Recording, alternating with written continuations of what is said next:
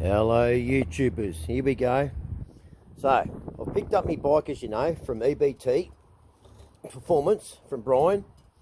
So what we're going to do now is, because Brian already had the bike running, right, I'm going to give you a full cold start, okay? Everything is firing up.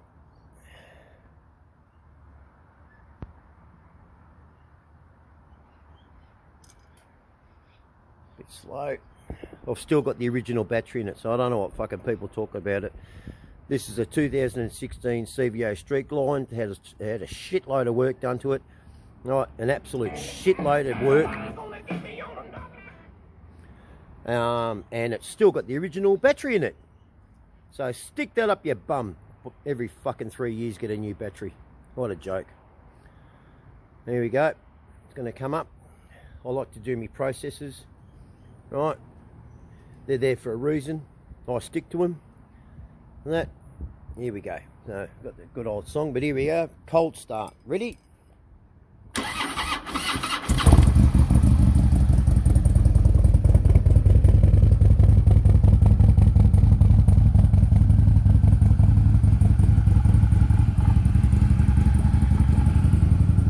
As you can see, I keep it outside, not undercover, so that'll be pissing Mark and Peter off, right? The paint's still fairly fresh, so I can't put a cover on it. Mark's got to cut and polish it yet.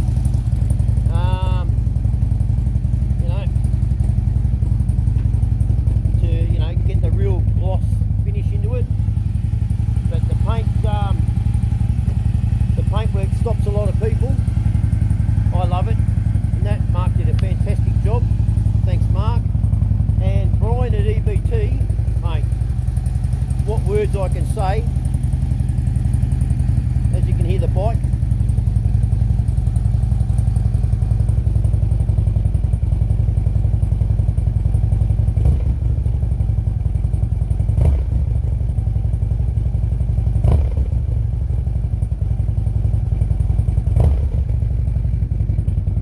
And that gear change, have a listen to this gear change. Now, I'll set the camera up, listen to this gear change.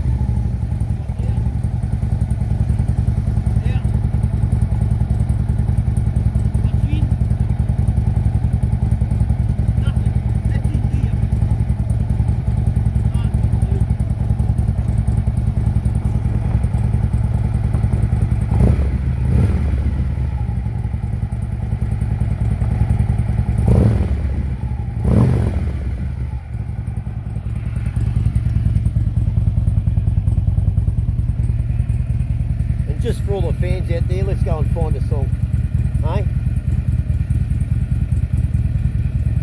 Let's find a song. Hang on. Here we go. We'll play this one. Ready? Go, shawty. It's your birthday. We gonna party, man. It's your birthday. There we go. Don't want to get copyrighted. So, I'll put it on pause just for a minute. Hang on.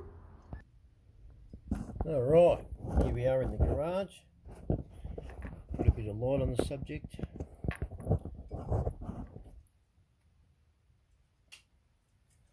There we go. Hopefully you can see me. If not, bad luck.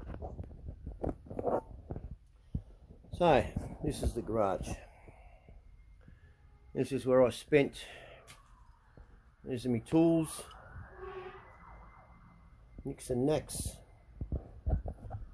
Hey, there's some stuff up there that's mine. Alright,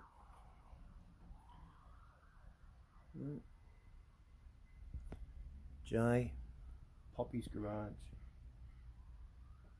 your horse's head. Let you all have a good look at what I used to look at inside this garage. That's me things.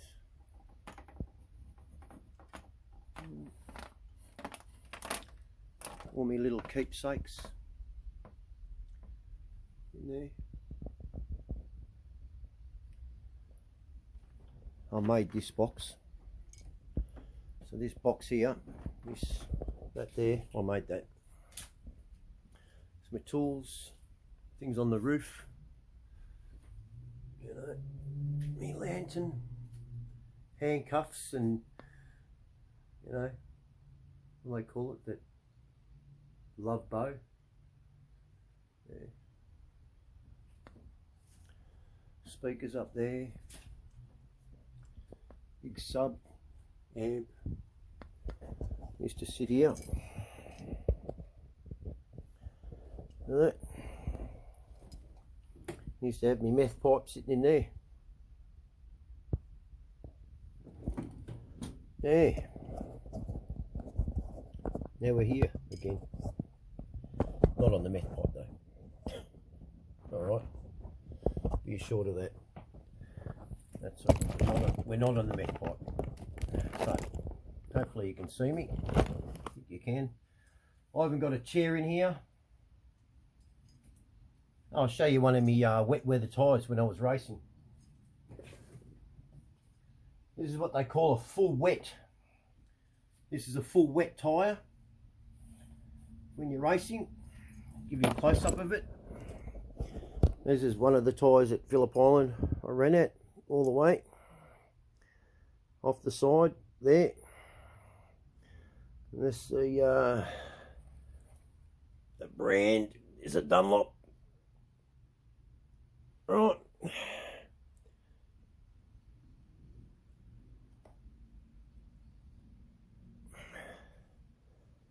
Yeah. So that Metzler tyre there, I went round Australia on that. Won me Fireblade.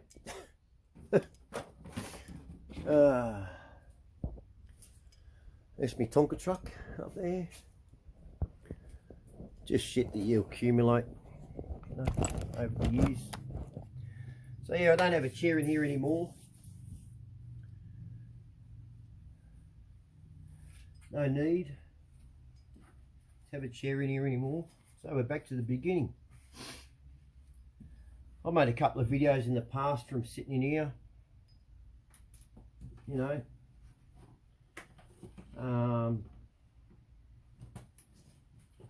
Yeah. Sorry, a bit sidetracked. So yeah, I don't know how this video is going to go. Or what I'm going to really talk about. Got an idea. Yeah, I'll point one thing out. One thing, even though I was off me, you know, on the meth pipe, you know, I liked, that's my grandmother's brooch. Cross on a pendulum, see?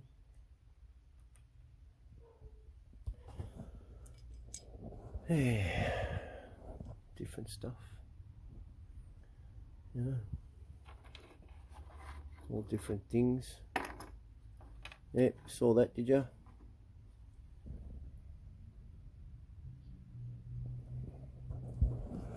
Yeah.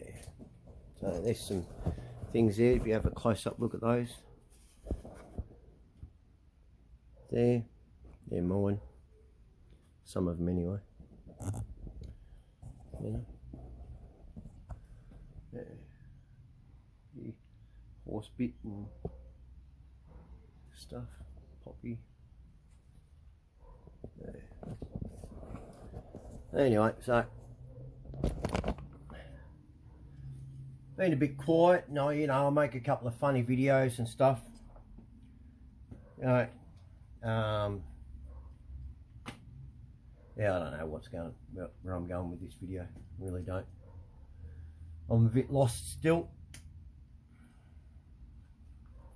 with my mates passing, and other things that have happened, which are unfortunate, but you know,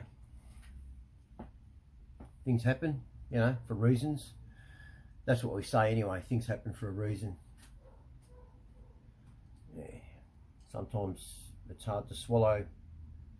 It's hard to swallow why, and it's hard to look for the reason. It just, you know, you just want to sort of go, why did it happen? Why did it have to go like that? You know?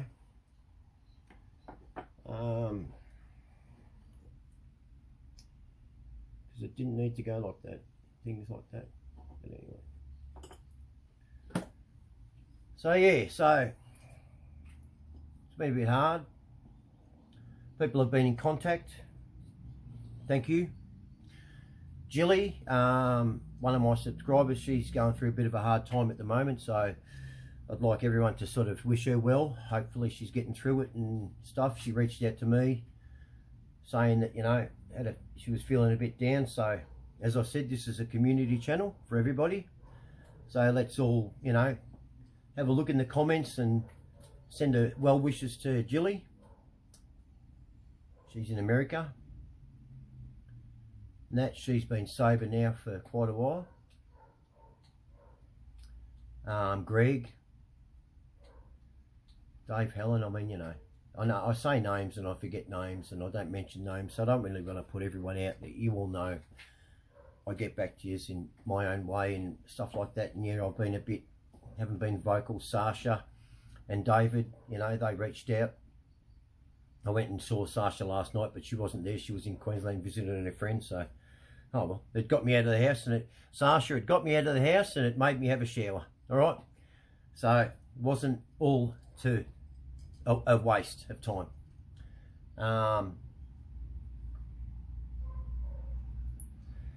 Andrew and Scroat, you know,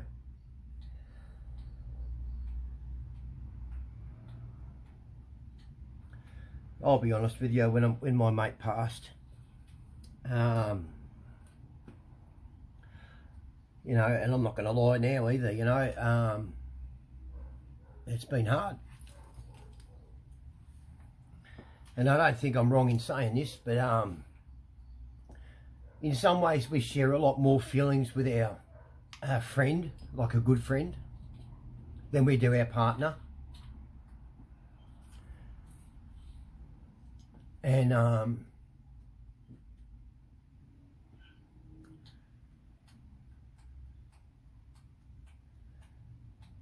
we all do.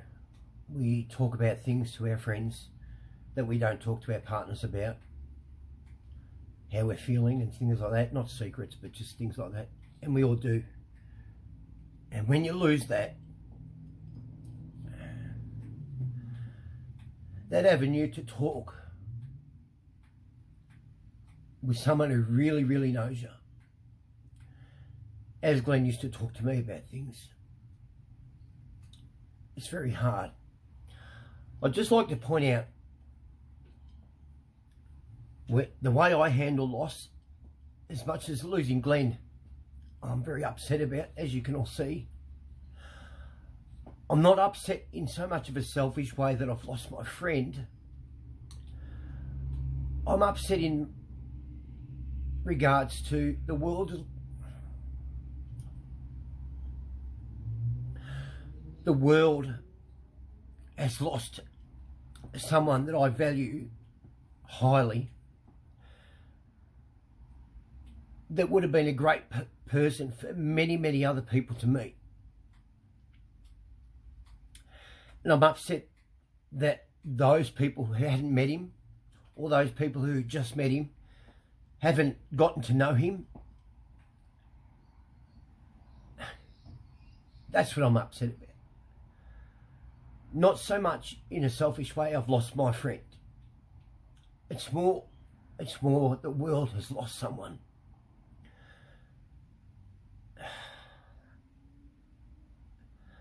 That whether you liked his views or his opinions or his jokes, at the end of the day, regardless of what we said and our views and thoughts on things, and how we spoke about our partners or our other close friends, at the end of the day, we said it to each other in confidence, and we said it knowing each other that no matter what, we would be there to help anybody, whether we liked them or not. Unless you're an absolute fucking piece of work, you know, an absolute piece of shit. And that's what I'm upset about. Being able to share those views and opinions when things come up in the news. Glenn and I used to talk with each other and stuff, and, you know, we balance each other out, you know. And it was good to be able to be completely and utterly honest with each other, you know. If he gave me the shits or whatever like that, or he, you know, I gave him the shits, we could say, why are you being a fucking arsehole? And we wouldn't be offended. You don't get many friends like that. You don't get to meet many people like that.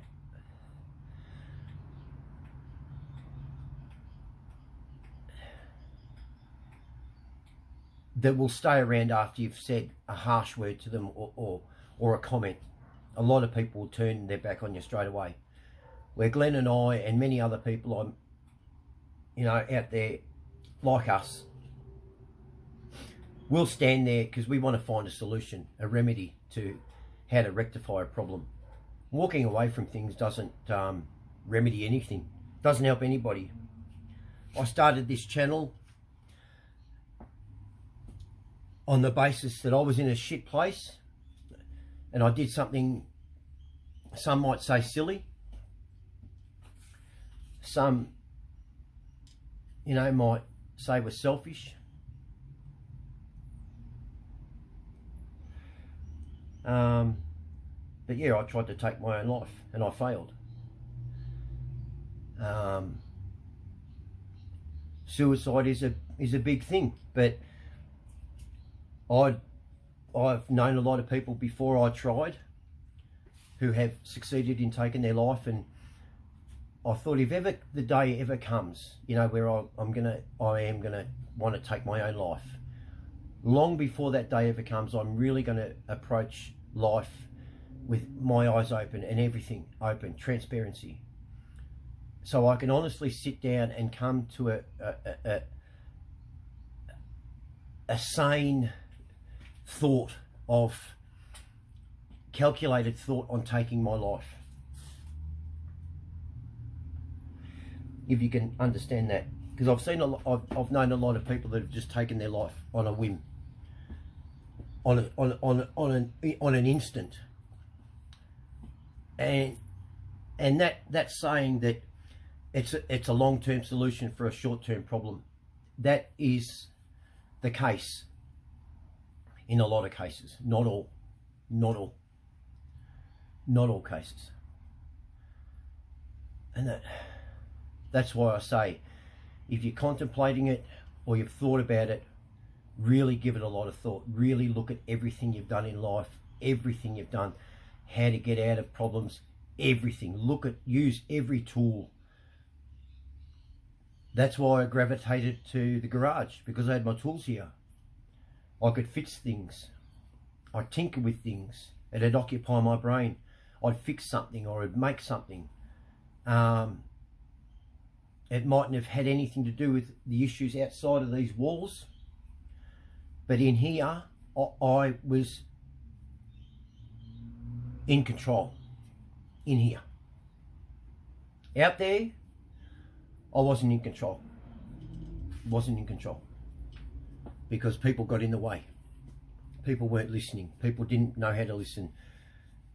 And I think that's a lot of the problems out there.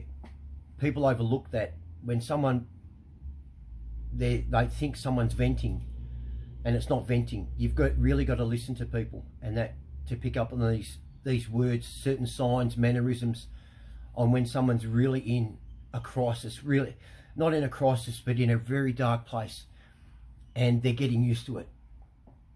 I was born in a dark place. Glenn knew that, and I've done a lot of dark things. As I said once in a video, I even asked myself, am I proud? They had to be done. Simple as that. Simple as that. They had to be done. And I did them, along with other people.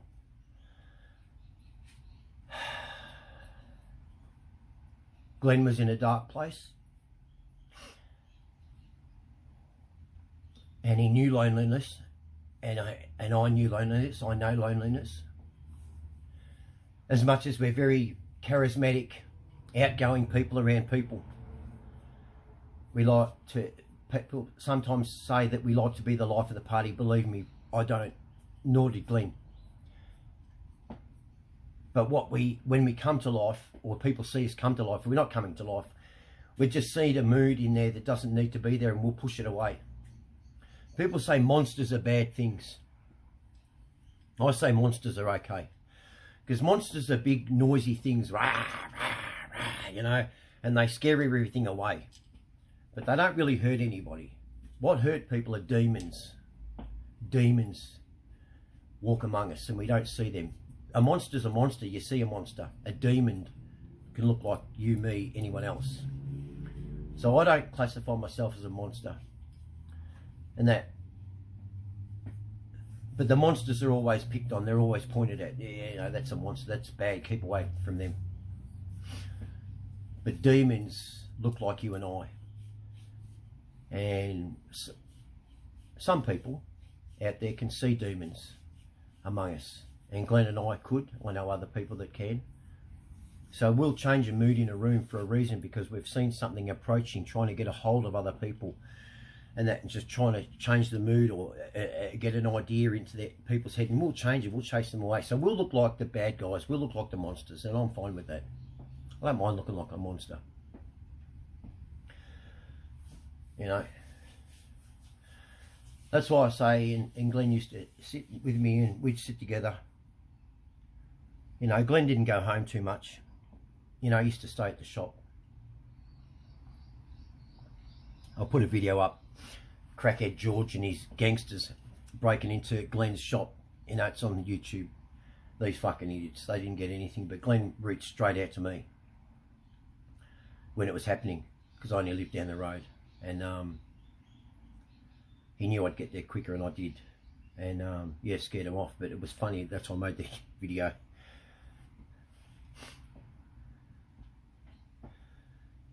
What's the right time for suicide? What's the wrong time? What's the right time for death? What's the wrong time for death?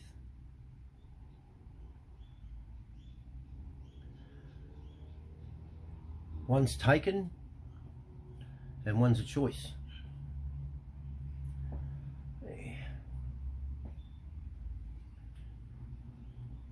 A lot of soldiers committed suicide knowing they were going to die. So technically that's suicide, saving others. I'm not saying suicide's the right thing, but I'm not going to sit here and say it's the wrong thing either, because some people have sat down, like Glenn and I and others I know, that are still alive, you know. And Glenn and I both lost friends to suicide. Some of them were silly, could have been easily fixed. And some of them were very complex, and realisation was it couldn't be fixed. What do you do then? I spoke of a story in one video where my mate and I were passing a burning house, and we stopped and rendered assistance, and we saw the mother and two children upstairs, and there was nothing we could do. We couldn't get in. The house was fully ablaze down below. It was an old house, they couldn't get out the window, and as we're doing whatever we could to try and do something to be there for a divine intervention of faith, a miracle to save the mother and two kids, the father arrived home in the driveway, and we immediately knew it was the father, and he ran out of the car straight to the front door to run in, and my mate and I, we grabbed him, we pulled him to the ground. And all he kept on saying was, "Just let me go. Let me go. With my family, let me go." My mate and I were young, but we were brought up different back then. Kids were brought up different. We knew what life was about and the importance of life and what family meant.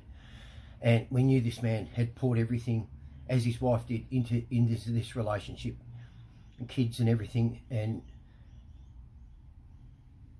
there was a moment there, it just went calm.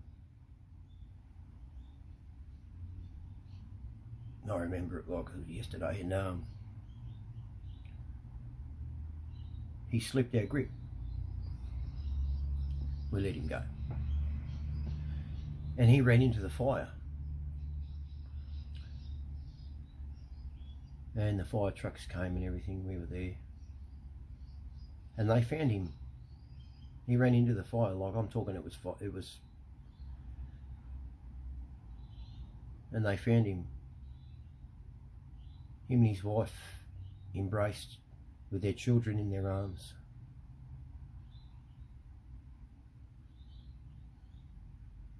They died together. They died as a family.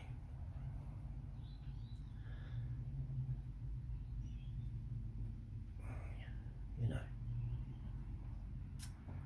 when do you let someone go? My grandfather passed away. Not of sickness or illness or anything like that. He was just, his body was just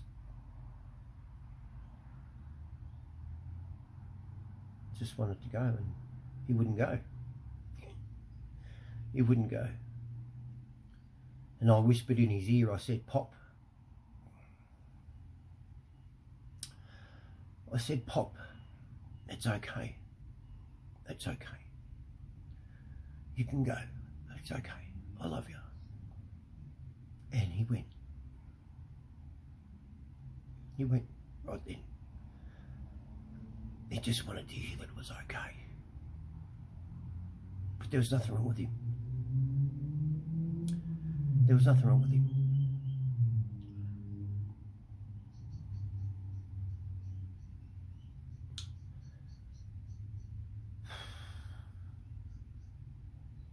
So yeah, so when it comes to people going through things and stuff like that, I know people go through things differently, breakups, like as we know with Danny.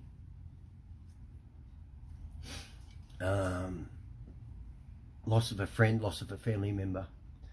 But I think what we don't really talk about enough of is the importance of friendship outside of a relationship with someone.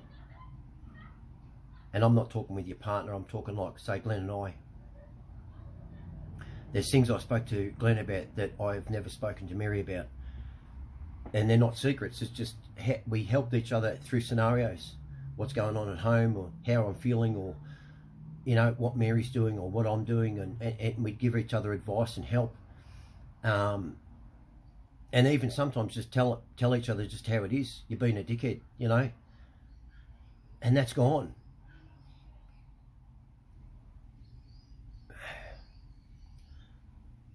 Sometimes friendship is more important than a relationship. That's a fact. I could be way out of line by saying that. I'm not saying I don't love Mary, but love's love, and you fall in and out of love and relationships. But friendships that have stood, you know, you've seen each other go through stuff and you've still got the friendship. A lot of people have friendships out there that they've had before they meet their wife or their husband. Cherish those friendships. They're important, those friendships. Fight to keep them. No matter what, fight to keep them. Don't push them away. Friendships are sometimes the best saviour than a relationship or a partner. And that's a fact. The figures are out there. People have fallen out of relationships and their friends have been there for them. And those same friends have been there when they've gone into a new relationship. And they're still there again. I mean, you know, I've only known Danny for a short time, but I know I've been there through a couple of relationships that he's been through, and I'm still there for him. And I've met a lot of people through this channel I don't really care if my channel grows. I'm not doing it for subscribers or likes or anything to be monetized. My reason for this channel is to touch people with an understanding of different eyes or a different attitude of looking at life. I've done a lot. I've been to a lot of countries and done a lot of good things. Seen a lot of horrible things. And in some people's eyes, I've done a lot of horrible things that people will judge me on. And I need to be careful on who I talk about with those things now. Because people judge very quickly. You know, it's easy to pull a gun out and fire a bullet out at a target or an animal.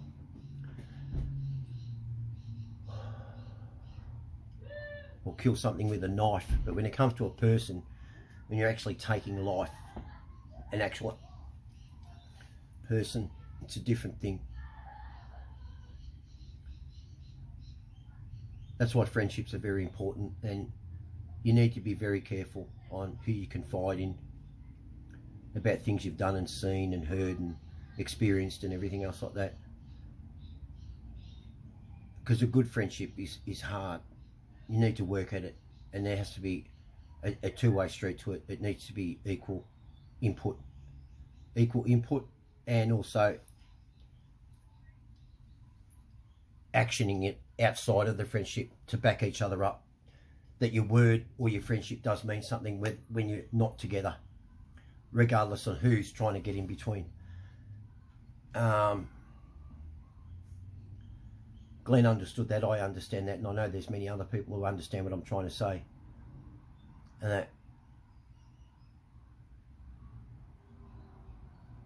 I did I'm not going to say that I'm not out of the woods yet. I'm still very lost. I've lost someone that I could confide in. But Glenn and I, we have a mutual friend between us, David, who worked at the shop, who's really taken it hard too. He's a lot younger than us, and I'm looking after him. I'm not looking after him, shouldn't say that. He's a man, but I'm just checking with him and that, because Glenn sort of brought us together, you know, or Glenn brought me in, you know, and to other people, and put me in front of people that he thought that I could help with it. It's just the way we work, you know, just, you know, and that's gone now. That connection's gone.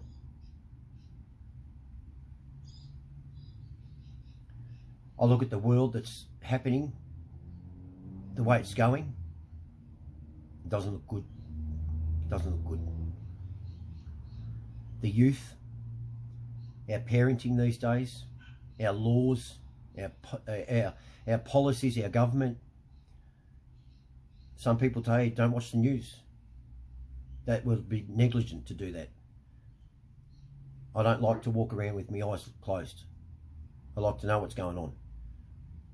I like to do research on things I've heard and seen and know. Have an understanding. Have some empathy. But it's not a good place. And I know it's hard. I made this channel to help people.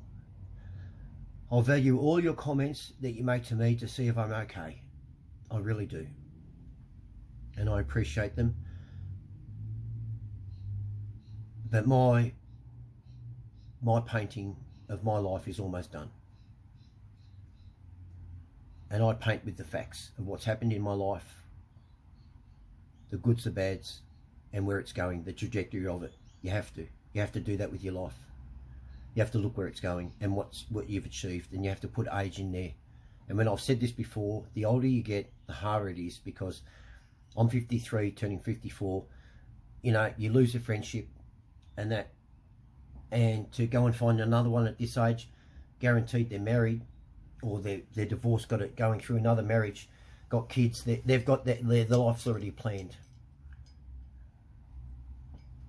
So if you're going to make friends with someone or start a friendship, I don't not look for a friendship. I just don't make it a goal to look for friends. I like to let things just happen. But sometimes it's hard when things don't work out between someone for whatever reason, and we sit back and go, well, there was a reason for that. That's hard. It's hard to find that reason. It really is hard, because friends, they help with your marriages, they help with your relationships, they help keep them together, or may make you choose the right decisions, because they're not in there, they're outside looking in. And that's the way I've always looked at life. And I've also walked in as well, because you need to go in too to get a feeling for it before you give an assessment or an opinion or advice. You need to go in, but you need to definitely start from the outside and work in. You can't work from the inside out. You need to work from the outside in. So my channel's about helping other people to look at things differently through what I've been through, and yourselves to look at it. To calm down a minute, have a breath, go for a walk, look at nature, look at how nature works with animals and how it's survived after what we've done to this earth.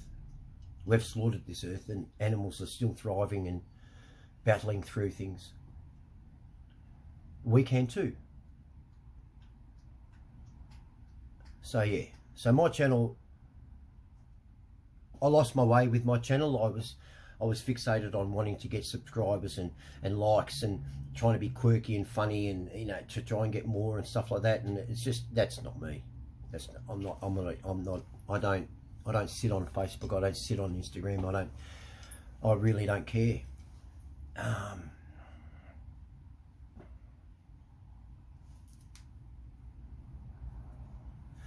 You know, it's like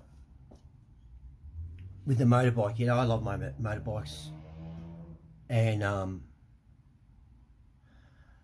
I even now I'm not really partial to riding anymore. I can't lose myself anymore. I can't go fast enough to lose my mind, to zone out. Because the faster you go, and I've raced and people know that, but the faster you go, the slower things get, and I don't want things to go slow. I would think nothing better than to be able to doing 300 kilometers an hour and having it literally going, but it's not like that. Doing 300 plus or 250 kilometers an hour plus is not, it is, but as a rider on a bike, it's like this. Because you zone in, you become one with the bike, one with the machine, and you zone, and you can see and hear everything. And I just don't want to hear anymore. I just don't want to see anything anymore.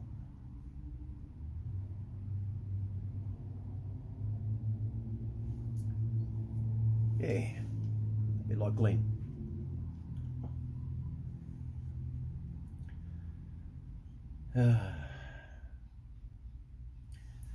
We had a bit of a laugh.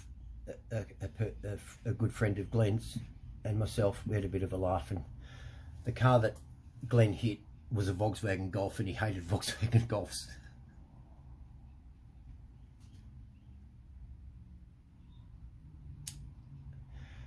But at least he got in the way.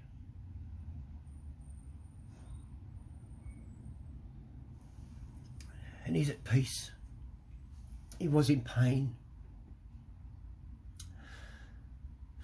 mentally and physically, as a lot of people are. But whatever he did or I do, and many other people out there, we're calculated. We know what we're doing. And some problems just can't be fixed. That's where a friend comes in.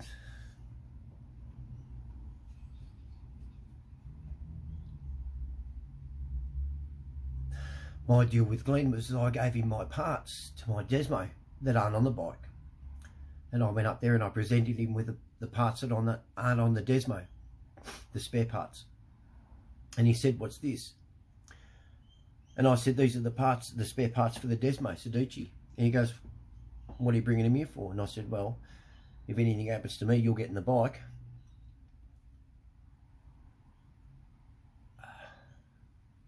And that was the deal.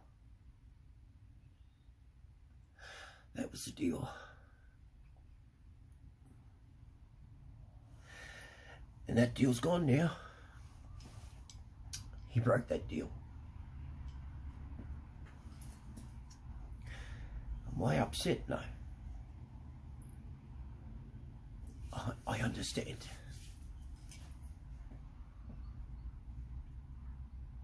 But it's still very hard.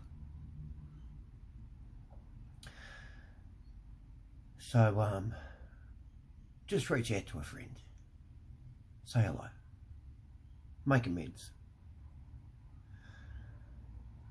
Understanding, make amends, sit down.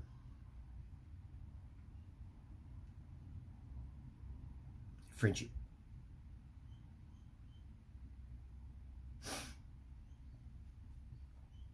Yep. Because they are there for better or worse. A good friendship. Because there's no money involved. You're not living with them. There's nothing in there. They're just your friend. Whether you're in the dirt, whether you're wealthy, they're there. Things get hard, there's a friend.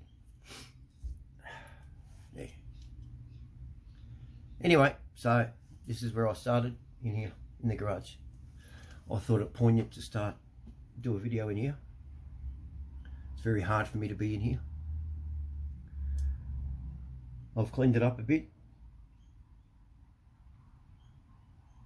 but it's still very hard. So yeah, so I understand a lot of this. An old nail. Have a look at this. See this? That's a nail.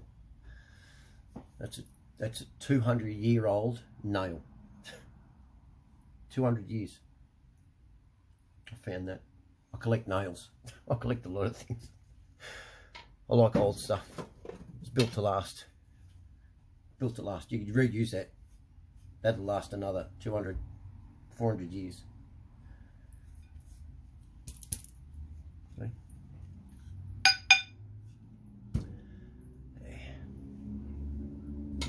Yeah. Outlast me. Outlast you. So leave something.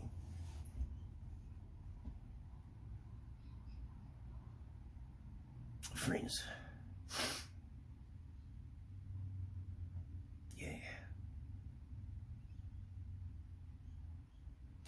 Yeah, I got this when I worked at the Footscray Market.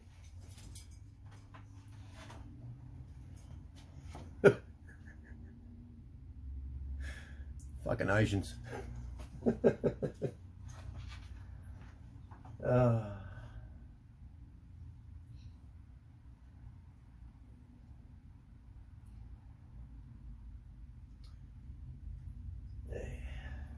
All right, go get a pie. Friendship. Okay, take care. Bye bye.